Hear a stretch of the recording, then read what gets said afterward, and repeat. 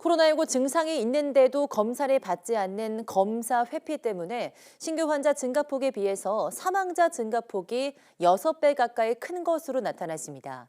겨울철 유행이 계속되는 가운데 정부는 중국의 코로나19 확산에 따른 방역 조치와 또 감기약 수급 대책을 내일 발표하기로 했습니다. 기정훈 기자입니다. 수요일 기준 3주 연속 8만 명대 확진자. 증가세가 주춤한 것처럼 보이지만 위중증 환자와 사망자 피해는 급증했습니다.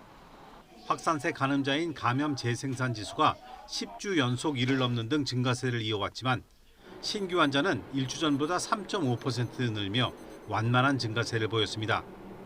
하지만 하루 평균 위중증 환자 수는 전주보다 13.8%, 사망자는 20.7%나 늘며 확진자 증가세의 6배나 컸습니다. 당국은 젊은 층에서 증상이 있어도 검사를 받지 않아 통계에 빠지는 숨은 감염자가 많은 것으로 보고 있습니다.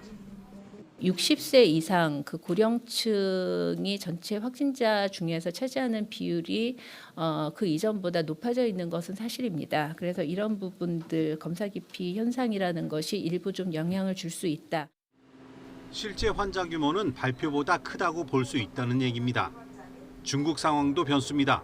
중국의 방역 완화로 확진자가 급증하면서 해외 유입 확진자 가운데 중국 입국자 비율은 지난달 1.1%에서 이달 14.2%로 13배 가까이 늘었습니다.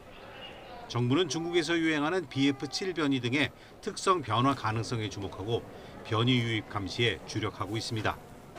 확인되는 중국발 그 유입 확진자에 대해서는 전수 유전자 분석을 실시하고 있습니다. 그래서 그를 통해서 그 이제 변이 바이러스에 대해서는 철저하게 감시를 하고 있습니다.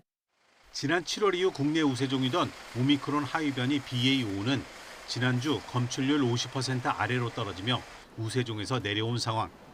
켄타우로스 변이로 불리던 BA2.75의 세부 계통 BN1이 24.4%까지 오르며 새 우세종을 넘보고 있고 중국에 많은 BF7도 해외 유입 사례 가운데 5.4%를 차지하며 변수로 떠오르고 있습니다.